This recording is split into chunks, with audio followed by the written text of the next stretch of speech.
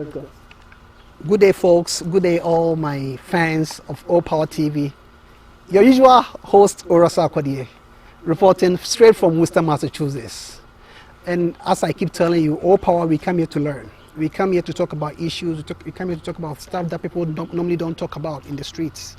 Stuff that are like very, sometimes I wouldn't call it intimate, but stuff that are very like touchy issues. We talk about everyday events, religion, philosophy, politics, ethics, aesthetics, and almost everything that you can think about. All right, I have a guest here. She's no stranger to the camera. Her name is okay. I'm gonna make her introduce herself. But before I do, if you see these beads, these beads that I'm wearing, it's from God's gifted jewelry.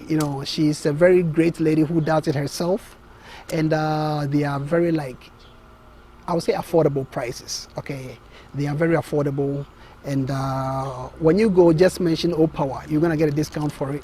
And I have my sister who also does a weight loss program, and I could attest to it that within a month or two you can lose as much as you want. I know a lot of people. When you check the bottom of the screen, you're gonna see her number there. Her name is Christiana Echampong. And when you go to, there's a special discount for All Power customers. All Power TV, we are here to learn. My special guest here, her name is Miss Jermoh Kamara, right? That's my name. Okay, can you introduce yourself to our guest today? Hi everyone, my name is Jermoh Kamara, and I am a Worcester resident. I grew up, also a Liberian American. If most of you looking at me right now is thinking, oh, I know you from somewhere, but you don't remember me, I ran for the school committee in Worcester. Besides that, I'm an educator, work in public health. I teach at Clark University and WPI, and I also have my own 501c3 nonprofit organization that works in West Africa, Liberia, as well as the U.S., based here in Worcester. All right, welcome, sister. Okay, so with All Power, like I said, we talk about issues, and today being her first time, we're gonna orient her into the All Power routine. So, sister, let's talk about recently. I don't know if I have to call you like a politician, but it's a politician, right? You did run for public office. Yeah. So it's like, well, she's a political candidate. Yeah, she's a local politician. Okay, how do you see, what do you think about the happenings of these days, like how Black Lives Matter is suddenly become the ish now? Everyone, right. It used 4 years ago, no one wanted to talk about Black Lives Matter. Now everyone takes a knee. What do you think about the whole thing altogether? Well, so I think it's so the Black Lives Matter we all know it's a movement. It's been around, right? Mm-hmm. But I think what you're saying is that recently, with the recent happenings, the killings of our brothers and sisters, locally internationally has been recognized, and as well as here in Worcester, we have a group of young people, Africans, that held the recent rally that got over thousands of people at City Hall. Yeah. There were 2 other rallies as well from other local activists.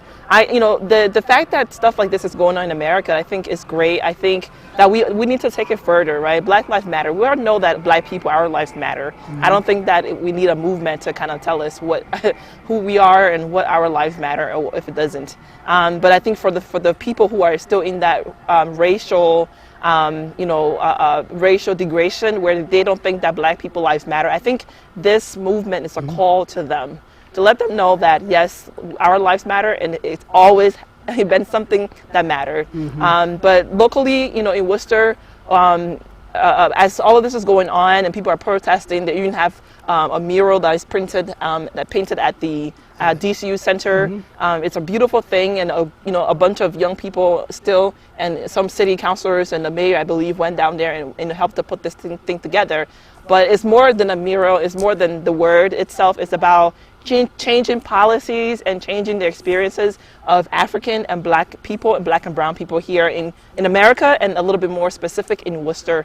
And for me, as long as I see those policies being changed, I see more people who are Black people, and I would say again, African and Black people who are elected into public offices. Once I see those things and I see white people supporting Africans and Black people, then I would know that the white people have arrived to know that yes, Black life does matter. That's for me. Everyone is different. So all of these flamboyant words and things that we do are just flamboyant words and things. But the action is for us to elect people, Black people, African people into offices, and more so for us to, change policies and make things equitable. Okay, thank you, Jermoh. So it's like you have an African descent, all right, from Liberia. What do you see as the role of Africans in this Black Lives Matter movement? Right. This is great conversation because even Liberia's Independence Day was celebrated on July 26th, and the Liberian community here held a virtual event where it was that was included in our topic, right? As some of you may know, Liberia, people say it was founded by free slaves. I want to scratch that out. It was Really? not. It was not founded by any, because essentially what happened was. Okay, that's what we've been told. Right. Essentially, what happened was the slaves that was taken from West Africa through the transatlantic slave trade. Right. They were brought to parts of the Caribbean and parts of America. Okay. Right. When there was the law to free the slaves. Right. The white people thought that it would be great to send them back to Africa. Yeah. And so one of two countries, that was Instrumental in it. not instrumental, that was used for that, not instrumental, was Liberia and Sierra Leone. So Liberia is Oh, really? So yeah, Sierra Leone too is like. they have a mix of like the free slaves that was taken. Oh, okay. So Right. I heard like President James Monroe. He was very instrumental. That's why they named the capital Monrovia. No, he was not. No. So James Monroe, where there are the Americo-Liberian. So so this is why I say the history that the white people wrote is messed up. We're gonna come to it. But you go Right. ahead. So Liberia, the natives, where Liberia, before it became Liberia, it was called the Grain Coast. There were native Liberians, Africans that Grain would live. Coast? Yeah. Oh, okay. So these guys, Ivory Coast, Gold Coast, and now Grain Coast. Yeah. Wow.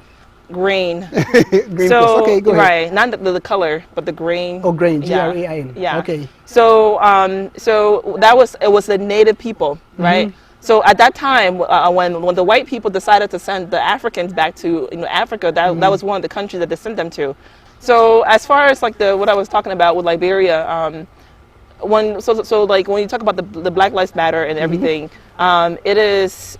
Liberia played a very interesting role, and not only Liberia, but the whole African diaspora and even people from Africa. Because this little piece of history that we just mentioned, right? Yeah. The fact that the free slaves, not all of them were sent, right? I think it was something like 50,000. Just a few. Few of them, right? So you see the fact that and then these Americo-Liberians who settled in Liberia developed a country that that was we're not talking about that part, but what I want to bring this conversation back to is how Liberia also plays an important. I don't want to say Liberia, but I'm using Liberia as just to talk about dominantly, because the fact that slaves were taken from Africa. They were brought to America, and then our same brothers and sisters was some of them either went back forcefully or however they went back. So when we talk about Black Lives Matter, even though sometimes we don't think that as an African, we think we are far removed from it because we don't think that we're not African. We don't think that we are. Right. There used to be a disconnect between Africans and African Americans. Right. All right. Most of the time, we saw their plight, whatever they went through. I never experienced racism. Right. We thought we experienced it subtly. So one conversation I was having with this guy was it used to be that at first, when we first came here, about several years ago, right, you see a black person walking down the street and you think it's maybe some Caribbean, somebody you're not related to. But now when you see a black person walking down the street, there's the most chances from Liberia, if not from Liberia, their ancestors, the father, mother. So until when you speak to them, they all have the American accent. So it's difficult to tell until you get their last names. Right. And that's where you're gonna know, he's from Cameroon or Gambia. Right. So now I think the story of African Americans has now morphed into Africans in America.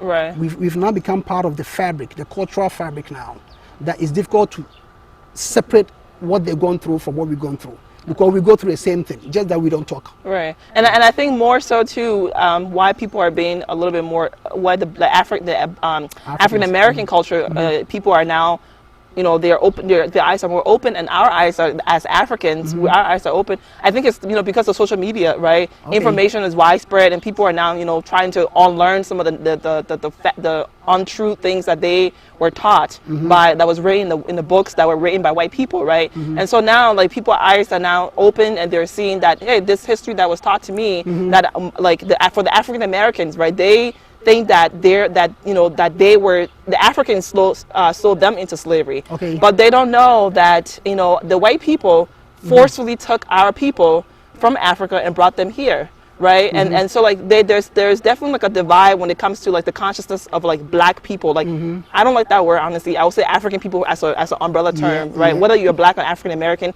you fall under Africa. That's how I look at it. But for our brothers and sisters who've been, you know, taught the wrong history, they separate themselves from us. And I think this whole Black Lives Matter and what is happening in America, that has been happening since like you know, like the 70s, you know, like, you know, it's resurfacing into different things. But now because of social media and widespread education information, it's taking a different form altogether. And sometimes I think it like, when even for us Africans that think that, oh, racism does not affect me, is untrue, because it's just that the reason why we don't think that it affects us is because that we come from a culture that is black, right? In Africa, you cannot be racist to me because, you know, we never experienced those things. Who cares about that? It's just some little subtle form of like ethnic discrimination, right, but that is it doesn't rise to the level that the minute I see you, I know you're different. Yeah, exactly. So because we don't have that, we were not born or raised with that consciousness. Only when we came here, our brothers and sisters who are African American are now, you know, they have that experience, but we don't. So as African, we say, oh, I had not experienced that, until we do experience it, and then we know, right? So I think like holistically, and holistically, this whole Black Lives Matter, I think the important thing to know, whether you are whoever, a black person or whatever, is the fact that black people originate from Africa. Just the same way how, you know, Asian people originate, you know, they're from what, Asia or East Africa, right? Like Eastern Europe, East Asia, Eurasia, something like that. Right. And then people like, so if you're a black person, your origin, even if you're from the Caribbean, right? Wherever. Your origin. You came from somewhere. You come from Africa. And I think that's like the main thing that we have to take, like, if injustice is done to our brother, I don't care if you're from the Caribbean, if you're from here and you don't know where you're from, the fact that you come from Africa, your hurt is my hurt. I think if we start looking at it from that, you know, that viewpoint, the more we'll be able to all, you know, join in the conversation and fight for our brother, and fight for our own life, and fight for it, because the Black Lives Matter is also, it's in America, it's a form of, you know, it's so there's so many forms. There's police brutality against our black and brown boys. There's the school to prison pipeline that literally it makes it so harder for black girls and boys to thrive in the education system. And if you don't have a solid education, you're literally done. That's why you see that's why it's called the school to prison pipeline, because our black boys and girls, they fall into a trap in the system that is, you know, run by white people, and, you know, and less of our own people, and they make it so that our own people aren't integrated into such systems, in the teaching in the schools or into these areas where our, you know, children are you know, being educated, right? So you see our kids from school, you know, and if they fail, they're in jail or something, right? And we're struggling with all of these things. But I think on the African conscience, for me, my conscience, how I relate to Black Lives Matter, I relate to it as this is being done in America, but this has also been done in Africa for so many years, because the colonialism mentality. Exactly, that's a form. For me, I connect that to what is happening here. That is where it started from. Exactly. That we see them as superior. I don't see nobody as superior. But that is what has been put. That is what has been put in our mindset. That for most of our people back home. Not that, but more like the colonialism was the overtaking of Africa, overtaking and, you know, dividing Africa. Like when you look at certain African policies, right? Africa right now is a stagnant country. We can create a system that works for us. We can create an African Union. Do you think that's just uncommon? They have to approve it for us. Most of our budgets, it's so most sad. of Africa's funding comes from where? It's through aid. right? So they found other mechanisms to ensure that Africa does not succeed. Aid, there's loans. Loans. African countries are taking loans when they don't even understand what the languages are being spoken in those loans, what the terms are, right? And you have poor countries signing loans to feed people, to feed the poor, right? But they're taking loans from the IMF Bank and other places. The World Bank is it's good, right? But they're taking these things, and these countries don't even have the economy to pay back those funds. And so after so many years, they are stuck. And they're stuck, and then and how do they pay back? Natural resources. Yeah. So Africa, what is going on in Africa is just a direct reflection of what is going on here with the black, with Black Lives Matter, with what has been going on in America for so long with black and brown people. If we don't rise up, if we don't see how these things connect, because the white man and the white man, they don't want to see us succeed. Whether in Africa, they don't want us to succeed, because if they wanted to, we wouldn't have been here. If we succeed, they are done. Because they get the bulk of their resources from us. Right. So the more they can keep us divided, or the more they can have so much control in whatever we do. All right. Even in our own natural resources, the better is it for them over here. So Jermoh, let's talk about this. When you come over here, we see a lot of us Africans are very divided. I was talking to this fine gentleman yesterday, and he made a very interesting analysis there. When non-Africans see us, let's say Caucasians see us, they see us all as black people. They don't care whether you're from Cameroon, Nigeria, like Ivory Coast or Sierra Leone.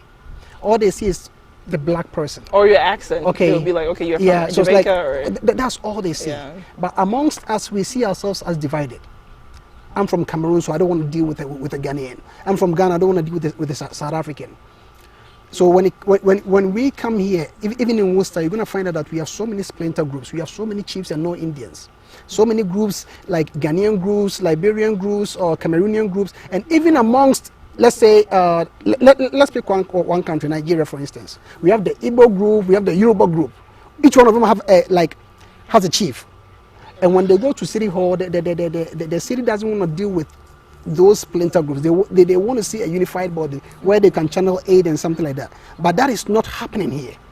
Why do you think we're going through that? I mean, like, you see something wrong with us in not being able to even unite ourselves here, in a small way.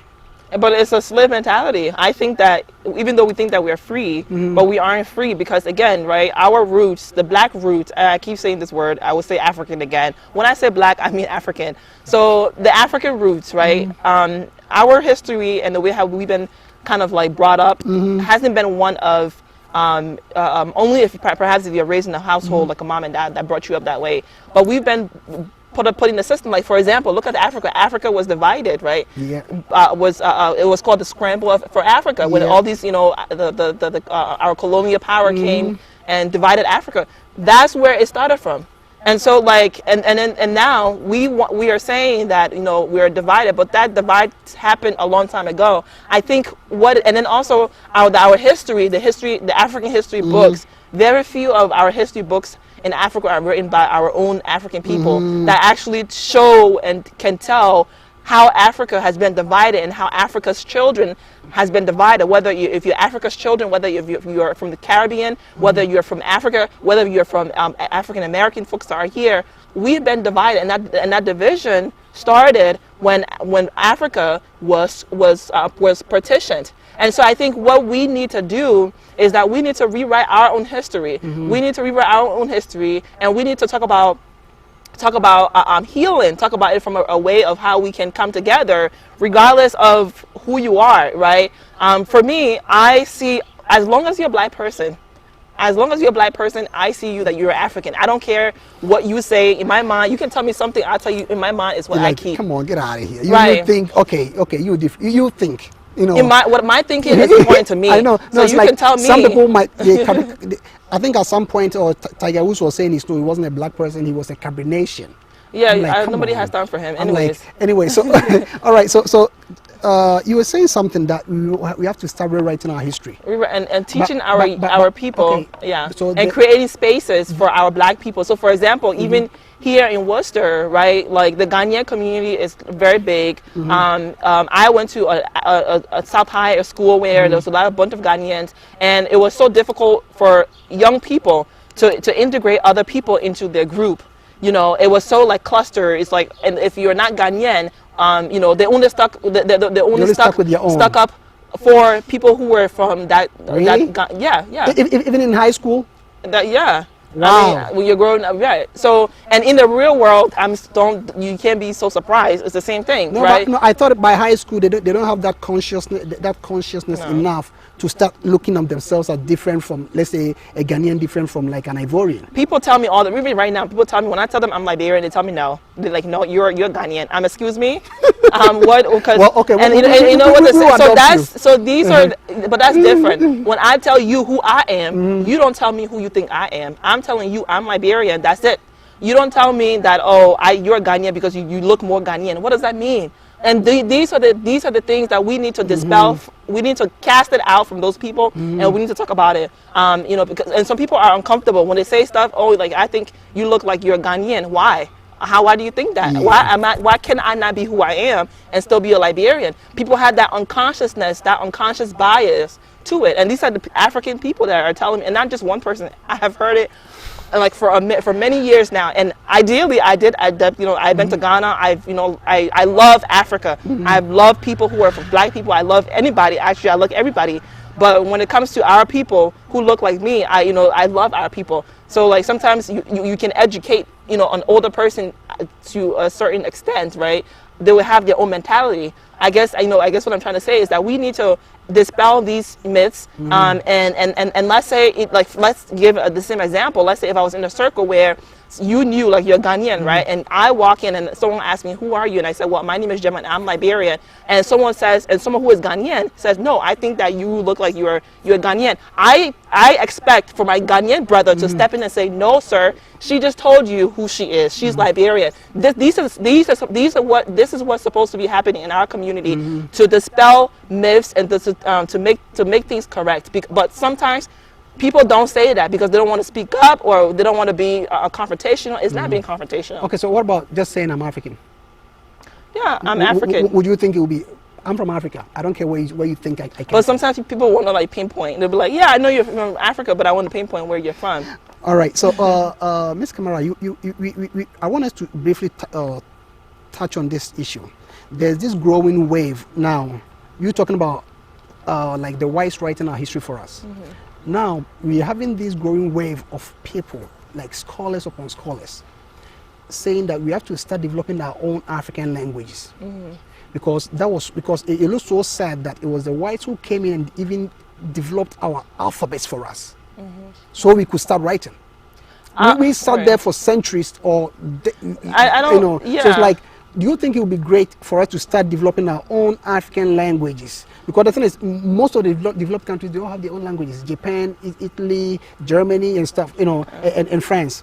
If we develop our own language, it becomes easy for us to, like, okay, people are trying to say we can start teaching our kids and stuff, develop our languages so we can teach them science, STEM education in our languages, so, and it sticks better. Because right now, so look at me. I was born and raised in Ghana, but I just came to college in the United States. Everything they tell me in English, I have to translate it, decode it into my language before I can understand it. There's no seamless, natural thing that I just get, just because I wasn't born and raised here. But don't you think it would have been better for me to understand everything else in my language without having to translate into someone's language before I can understand? So that's a very interesting thing. And the word you use, develop, I don't think that we need to develop something for Africa, because I think that what we need to do as Africans, not, I can say the folks who are, who are on African matters. I think the African Union. Because when I took African history in college, the brief one that I remember was that I know that Africa as a whole nation has over thousands of, I forgot the mean number, thousands of just different languages, right? But I also remember that Africa is divided. There's 5 different groups, and I just vaguely, 4 or 5. no matter where you're from, you fall within your ethnic group, fall within those categories. Either if it's, I believe the Mende was one group, and then folks who like speak Swahili. I have to go and do and read and do the research, and perhaps maybe you can do it in like in the you can in the text box. I'll check it. You can put what I'm talking about. But we fall within these groups, and when I took African history, what was mentioned in Kwame Nkrumah, the five, right? Yeah. They at the time had talked about Africa having one language, and that language was, I believe, Swahili.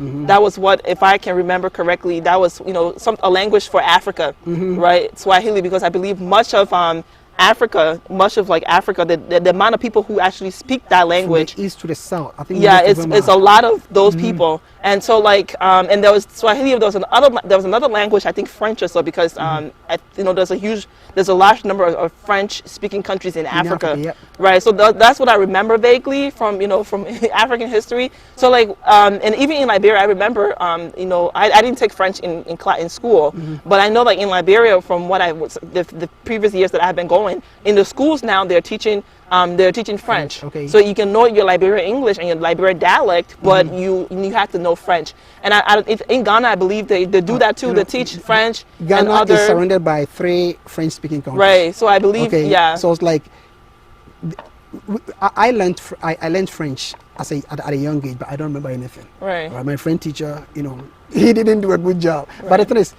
we take the English more seriously because we normally used to go to like England. But so that same class I learned that I think I want to go back before I come back to what you're saying now.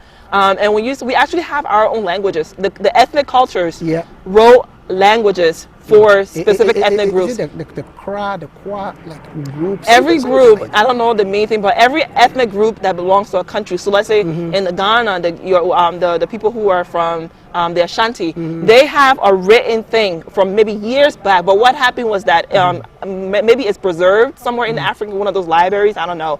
But people wrote stuff because the language that I speak, my father speaks, because whatever your father is, the child automatically. I don't know where that came from. Is so in Liberia, right? Yeah. So I'm from Grand Cape Mount County. So Grand Cape Mount County, they speak Va, and Va is an ethnic tribe. It's also the language. So the ethnic tribe falls under the Mende group. Right. So Va has a written language. Like it looks like the words and the things is written, right? But again, my ethnic group is only a percentage in the whole of Liberia. Yeah. So of course, the only way I would have learned it was through my grandfather or like being born or raised in a village, which I wasn't. So I only speak like a little. I probably know like 5 words of Va, but like, so we have those things. We have written languages, ethnic languages in Africa. We never preserved it, or those things were never preserved. You think it would be a great idea to heed to the call of people who wanted to start developing our languages to the extent that we can teach in school, and that way it makes like the mode of instruction it should go better, because the thing is, I think that we as Africa, we need to pick one language. It's going to be difficult to pick one. In Europe, they have so many languages. No, I don't think we have French. We have Australia. They have not Australia, like French or the Swiss. They all have so many languages in that small tiny. But we're not talking about them now. We're talking about Africa. I'm talking about we can also develop our own languages, even if they're small. Like in each country, they can pick a dominant language and stick to it. All right, because the thing is, if I'm not good in linguistics, it means I'm going to be dull. Can I say something? I think that as an African continent, we need to speak one language that every African should know how to speak. One, you can know how to speak your ethnic group language from your. Let's say if I'm from Ashanti, I should know if I was grown in that culture, I should know how to speak that language, or I should know how to speak Va. But every African must know how to speak a language. Let's say we'll just use Swahili. So you talk about one language, like that should be for Africa, a universal African thing. Because you know why, and that's the reason why the English language is so prominent. Because language is also economical power, right? So if Africa and Africans know one main language, and you can know I can know Va, I can know Va, English, and one major African language, that will increase Africa's economical power, because I can trade with people in Ghana in Okay. Swahili. Yeah, I can yeah, trade yeah. with people in East Africa, in Kenya, in in Swahili. Gambia, South The Africa, reason with why that. Africa does not have economic power is that's one of the main reasons, because people, we don't all speak the same languages. So that's another problem of why Africa, we cannot, trade. I mean, trade is done on a miniature level, but we cannot trade holistically within Africa because we all don't speak the same language. Whereby with the English, right? If you can speak English, I hear you. Or if you can speak in Africa, we need one dominant language in Africa that everyone must speak. I don't care if you speak Va or ethnic, whatever. You You should know must that. know how to speak that one language. That will increase our way for us to trade and for us to increase our economical power in Africa. Thank you. Yeah. So this is All Power TV. That's what we're here for. We talk about touchy issues, stuff that people can't talk about in the streets, stuff that are so touchy, like, oh my goodness, you don't want to touch this. That's what we're here for. We come here to learn. We don't come here to gossip. We don't come here to, let's say, back chat or chit chat about some current news that's going on. All right. We come here so that we expect our listeners that by the end of the 30-45 minutes, you should have gotten something. We want to give you something to think about. China is buying Africa now. China. China literally owns Africa now. That's the second wave of imperialism and colonialism. What do you think about that? Well, I mean, if the African leaders who are now in the 21st century cannot see that it's a second wave of it's the second wave of colonialism, they're just there. We need to pray for. We need more than prayer from them. They need deliverance, honestly. But the China government, though, it's a second wave of taking over, right? Yeah. But the Chinese, what they have done, they are a little bit.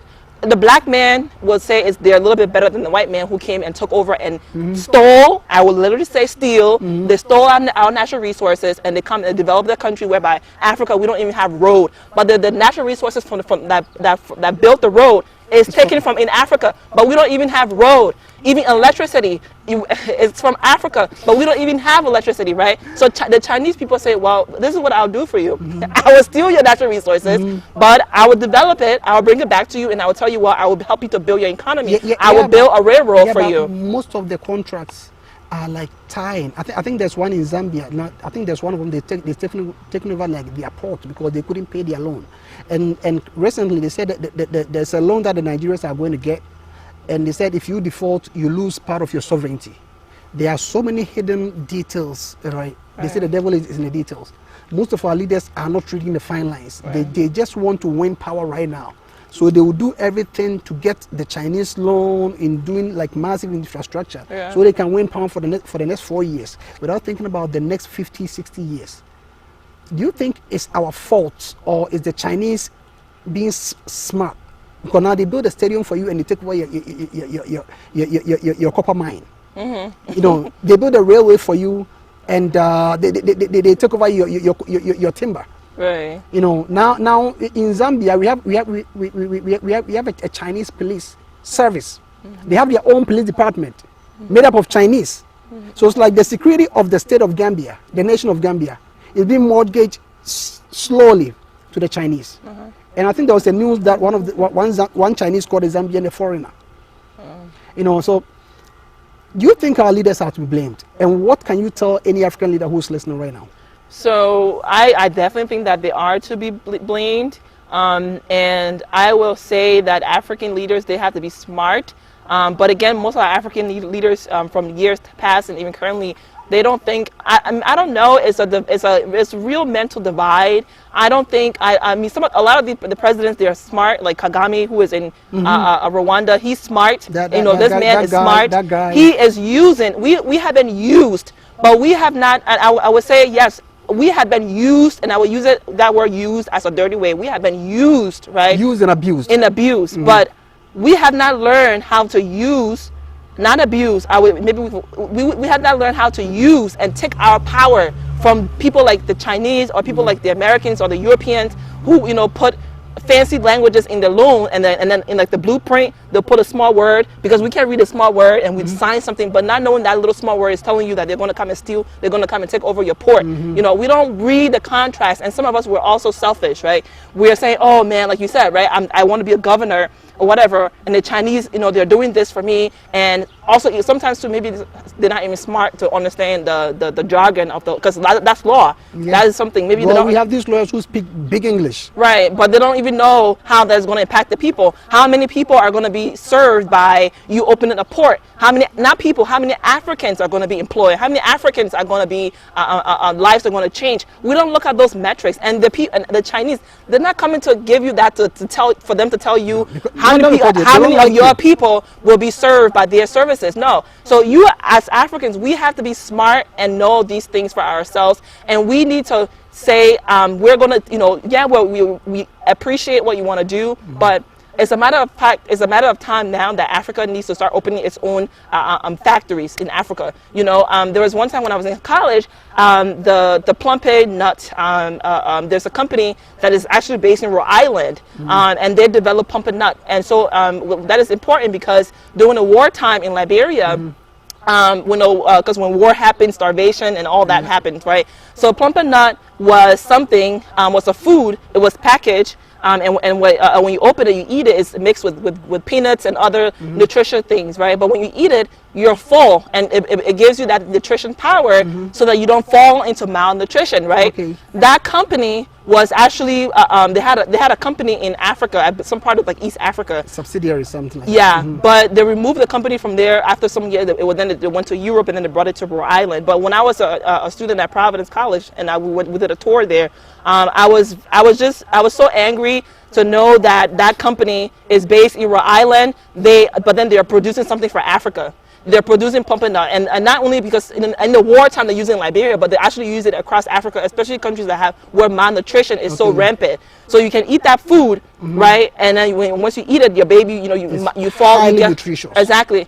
Why is such a company in Rhode Island, in America, when it's supposed to be in Africa, employing Africans and feeding Africans? But again, and where most, I could say, like the raw materials from Africa too. yeah. But then the services, maybe it's, I don't know where they got, but I remember the nuts and stuff like that. They probably get it from Africa, or because most of the things that are produced from Africa, they ship it to Europe, or from what I remember, because my father was he's an agriculturalist, and he deals with tree crops farms, so like farmers, so like coconut.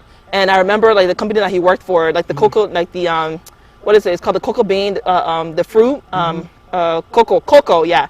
So like when they harvested those things from the farmers, they shipped those things over to Spain, because the company that he was working for in Liberia was a Spanish company. They shipped it over to Spain, and the people in Spain ship it, you know, they turn it into, you know, they refine it, they turn it into chocolate and make more money out of it, whereby the farmers are being paid you know, pocket change. So let's say if that's the same idea for this pumpkin nut company, whereby they're doing the same thing and they're getting the natural resources, but then they're feeding our people. And then also like these companies, what they do is that because in order for them to get that kind of a power to be able to serve in African countries, it goes through like like I know like UNICEF endorsed it, because UNICEF, they put out grants to get funding, or they put out grants to get products into Africa. So like, or they even do grants for Africans in Africa to development. So they do a whole bunch of stuff. But UNICEF will endorse it, because UNICEF, they do a lot of things when it comes to malnutrition and stuff like that in Africa. So they will endorse it to give this company a big money to, you know, to make the products. And not only UNICEF, but I'm just using that as an example. There's other companies that will also, you know, endorse this one company that is based here in America, you know, but what I'm trying to show is that the economic power is removed from Africa, right? So that the money is power, right? So if you're producing something for a poor country, but then you're taking the natural resources, you're bringing the products here, you fix it up, and then you ship it back. The Africans are being, they're a little bit, they're getting healthier, but the African mom of the child who is malnourished doesn't have a job. So, but your company is based here in America, and you are employed, and you have a lot of these grant fundings or loans that you get from UNICEF or other companies that is serving you, but that money goes to your American employees. Whereby the child that is malnutrition because of economic disparities, because the mom and the father, they don't have jobs to fund, for themselves to be healthier. So therefore, the kid does not have that. We don't see it in the way where it's economic power. And Africa, we need to gain our economic power. That's why I like in Ghana. Ghana has from the last time I read something where there's companies, they're developing companies. I saw they're making their own cars. A lot of them. And so what So what I saw from Ghana was that this was a well-written report. The company that does the research, they're based in Connecticut, but they do research in Africa. So this research was the school system. So it was written that the primary schools in Ghana, the government was seeking help from international universities here in America in how to develop the education system in Ghana. And one of the things that they used was satellite. Ghana has its own satellite, and so they're using satellite to teach kids in the rural villages. And this company, this research company that is based in Connecticut, did a full research to see the benefits, right? Because you cannot just do a program and leave it. You have to see the benefits. So I was reading this research work, and I was like, oh my God, this is phenomenal. Ghanaians, the president, or the country, I would say the president of the leadership, they are looking for answers, right? They're not only looking for answers, but they're trying to see if that answer is a solution, and how can you determine it's based on the research, right? But it was interesting to see that they're using satellite to teach kids who are in the rural places in Ghana, and they're educating them on online, using online mechanisms to see if, online mechanisms can also help to educate kids in Africa. So like stuff like that, but the country, you can tell that they're trying to improve the education system because they're looking for solutions elsewhere and they're testing it. And so now in parts of Ghana, you have kids learning on the computer. Yep. They're taking classes on a computer, and the research shows that there's a comparable value and also gain in what kids are learning educationally that is long-term beneficial. So, I mean, and in Rwanda too, there's so many things that they're doing there that it's just on and on. Rwanda is a case study that I think most Africans should aspire to learn. The president. I just tip my hat off to him. He's doing a great job. Wow. So these are kind of the leaders. This is the power that we need to take back from ourselves. And nobody is going to give that power to us. The white man isn't going to give. Even this whole Black Lives Matter thing. Now, white people, I'm glad to see a lot of white people are, they're being allies. They're supporting, and if they see if they see a Black person being face racism, some of them are now, literally sticking up for Black people. That's great, but we need to start using these things to gain our own power back and go back to Africa and literally liberate Africa and African leaders into controlling our power, and not just power by the word power, or the African when they have a little position, they're all like this. No, power, economic power. Power that would give the African man, when he talks, people listen to him because he knows his country has money. Or money somewhere that when he signs a check or whatever, he can also give donations to America. If America has a natural disaster somewhere in America, an African country can say, yeah, I'm going to give America a check for a natural disaster. Every time you see it, it's all the way around. You see America reaching out to people in Africa or other nations that have disasters. But we need to literally gain our economic power, our money power, and we need to educate our people, especially the young people. If you are 18 years old and over, when you graduate from the university, there needs to be something, and in Ghana to do it. When you graduate from high school, or if you want to go to the university, you have to do national service. In college, when you're done, national service. Yeah. You give back, and then you employ people. Only a few countries are doing that. In Liberia, I have not seen it, and I have told people that we need to start. We need to do that, because if you don't secure your young people. In many of the African countries, the entire population is young people. And it's so sad to say that some of the youth, they don't even have the education or even the experience, and we're losing. We are losing. So if we cannot create services and programs to home them, to give them the education and the experiences,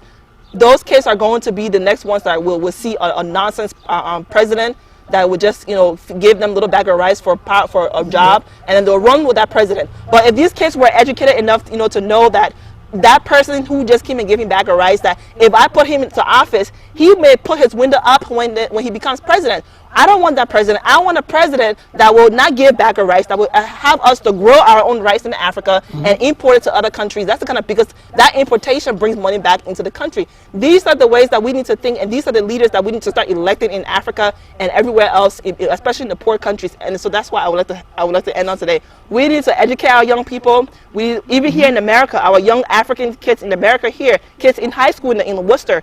If your child is in a high school in Worcester, the parents who are listening, I'm sorry to tell you, if you have a friend who is a lawyer, your child should be going and doing community service with this lawyer at his law firm, even if it requires picking the phone call or sweeping.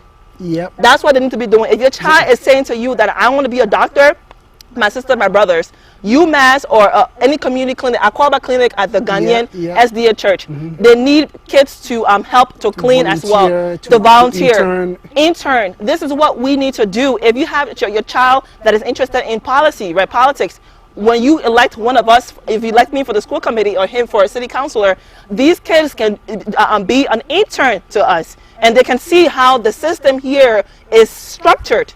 And at high school, this is why the white people, that's why they were way ahead, because their kids start at a young age interning at UMass, not 16, even they say 17, interning at UMass with doctors. The Worcester District Court, when I was interning there, and I was working with high schoolers, 16, I'm like, damn, my nephews and nieces are home all bagging at Stop and Shop. Yeah. And these kids are in the Worcester District Court. Right. So right from the onset, they know how the court system works. Right. They know how the criminal system. So even that would even stay them away from committing crime. Exactly. That will keep them away from getting into any trouble. Right.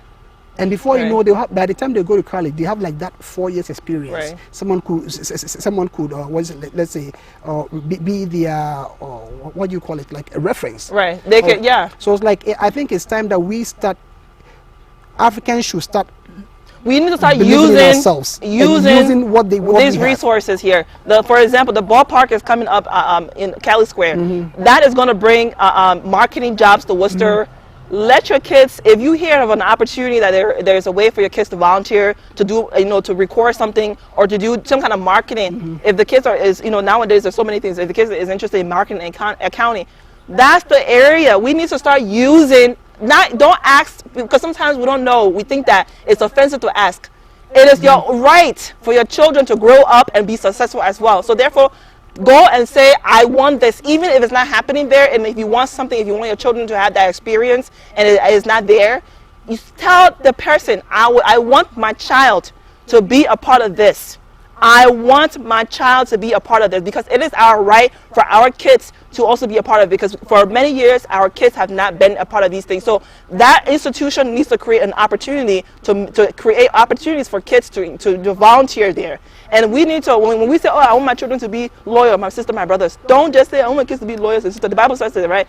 Whatever it is that you speak, you should also do it in action. You cannot just pray, and just sit down. You pray, you sit down. The Bible says you have to put action without what? Action without faith without works. Faith without action is dead works, right? Faith without action is dead works. So we want our kids to be doctors, whatever, blah blah blah. But we're not telling them or having them go and volunteer at Aquaba. We're not having them go to volunteer at UMass or even at Family Health Center. Or we need to push our kids. Don't just let them to sit down in the couch and watch YouTube. If your child is interested in hairdressing, and they want to be a hairdresser, the Vogue has Worcester Tech has a program there. Rob Roy. Encourage them. Even in your own house, encourage them to do hair, start grooming them. But we don't do these things. If your kids want to be whatever else that is out there now, other things. There's so many things. Encourage them to do these things. Don't just say, oh, because you're a small boy, a small girl, so they shouldn't be given those opportunities. We need to give our kids the opportunity, because that's the only way. When they start doing it for young, once they graduate from college, they get a good job and a good, income that they can also give back to the parents as well, because that's what the African parents we also like. Okay, well, this is All Power TV, and like I keep saying, this is what you're here for. Subscribe to our YouTube channel. We want to bring you more interesting discussions. We're going to give you something to talk about. Miss Kamara, you recently ran for the school committee, right? Mm-hmm. Yes, I did. What role do you think you can impact the young African when you get there? Because we know you're gonna get there one day. We're just praying for you. When you get there, how can you impact the young African girl into aiming higher? So, like I said this before. When you elect one of us, and myself, because that was a very specific question. There's knowledge that comes with in the position, right? There's knowledge, so I gain knowledge from being in that position. I gain also ability to make things available, right? So programs for young girls, such as if there's no programs at a school, any of your child's school that they want to pursue, that is something as a school committee member I have the potential over to creating those partnerships in the community if they're not available. Information, even having meetings with parents, right? Most of the time, you only see very few African parents going to like parent-teacher meetings, right? But also, if a sister was on the school committee, and perhaps I know my people, I know that we are in the churches. Maybe I could talk to the pastor and say, Pastor, maybe, can you help us? The Worcester Public School open, do a parent meeting here with your church members who have kids in the schools, right? We need to, and so that for me, I'm coming down to the community, because that's part of my training, my public health work. We come down to the community, right? I'm not going to be at City Hall where the office is. I'm going to come down to the committee, and I will know my people because I know how we are.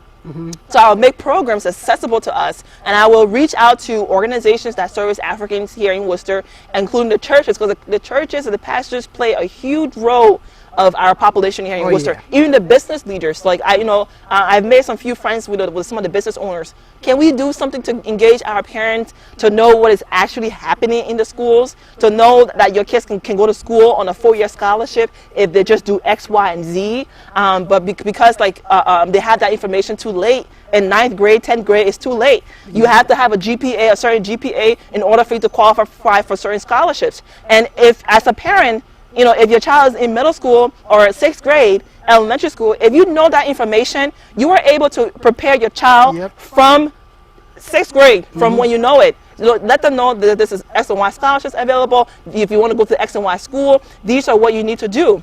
Right, and you by doing that, and by the parents having that kind of information, knowing what is out there, you are better able to you're better able to help your kids prepare. Right, it's preparation. Many of us don't know how to prepare, or we're too late in preparation, so therefore we miss opportunities. So these are some of the benefits, and of course, listen to our African community and in other things that they would like to see that their kids do. But I think holistically, our African parents want our kids to succeed and go to college. For me, I would say I want a child to go to college for free, because there is money in this country there's scholarship money in this country. And when I was in high school, my guidance counselor told me that there's millions of dollars that go unused because kids don't apply for scholarships. And when she told me that my attendance opened, I said, hey, from that day, unfortunately, I had the grades, and I had I was involved in extracurricular activities. So I had the ability to develop a story of my, because you have to write a story. I had a story, make it awesome. And I had all these things I volunteered in. I had like my GPA. So by the time you collide everything together,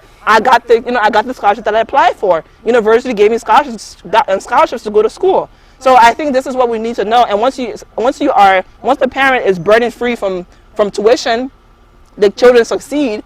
It's like a mortgage for you, right there. Because most of us are graduating with mortgage, like student loans. And you can't even own a home.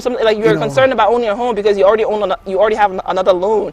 So I think for us Africans, there's free money here, and we just need to know how to prepare ourselves and to prepare our kids and to allow them to grab that money. So literally for me, I love knowledge. Wherever I can find a piece of knowledge to educate people, that's what I do. I run to places that have knowledge. And so being a knowledge house, a powerhouse of knowledge, and to share with the community, to engage the churches, to be moving forwards of education educating our kids, educating, breaking the divide between the school committee or the political offices, creating a way where our kids have the information and they are able to succeed. The parents are able to succeed.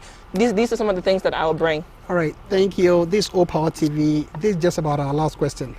Recently, there's this movement going on. I think you've been instrumental in it, Africans in Worcester. Can you shed a little more light in it and how the African, Liberian, Cameroonian, Ugandan, how can we get involved? And why do we even have to get involved? Right, so it's called the African in Worcester. We got together after a few of us ran. We saw the fact that our African brothers and sisters are not at the table, and for such, we are not given the economic information and empowerment that we need. So we all came together. We are a group of leaders, Liberian, Nigerian, Ghanaian, Kenyan, Cameroonian, Sierra Leonean. They're all a part of it. We meet and we talk about, we're creating an organization to help our people in Worcester. We are hoping, we reach out to some churches that are our members, because it's so important to have the faith-based, even the businesses, some of the businesses that are supporting us here in Worcester. If you want to be involved, please, we can share more about the information. Get your, you can share that. We can share that information for you to be involved. But it's starting small.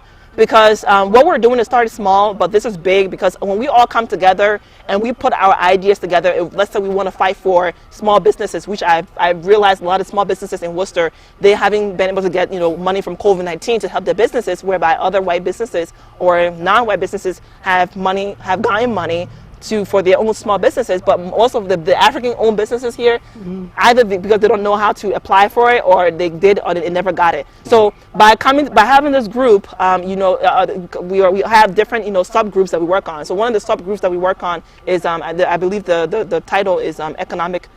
It falls on economic and small businesses and all that fall on that. So once we come together and we know such is happening, we'll be able to reach out to perhaps either wherever the money is coming from, the city or the state, to say or even have an ability to host a program for the small businesses to help them be able to understand how to apply for that for that funding, and also help them to win that funding.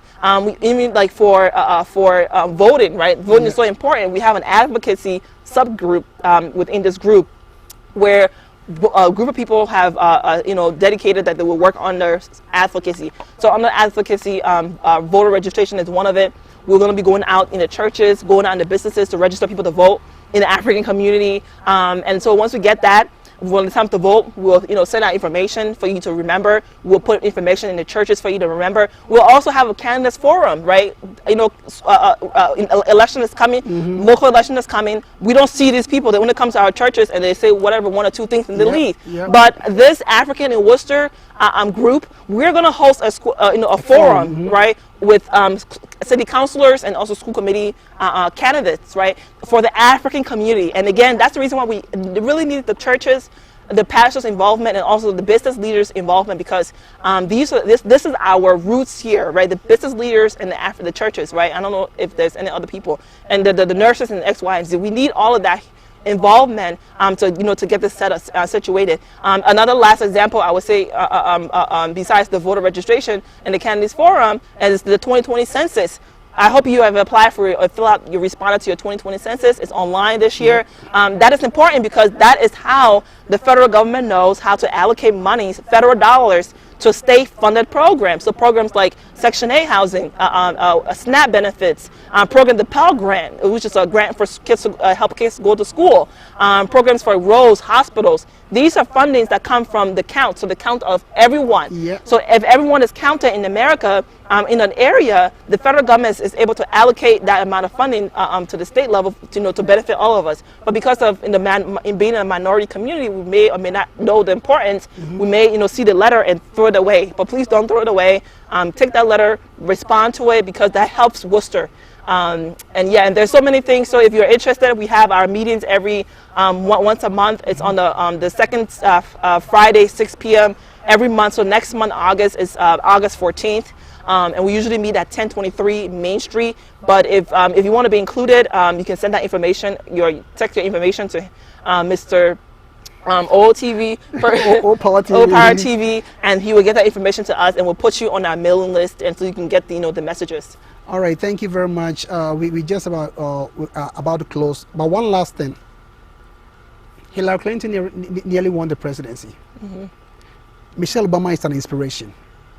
Kamala Harris, we see the rise of women in politics, and they're inspiring a lot of people. You recently ran for city council. What do you want to tell the young African girl looking at you?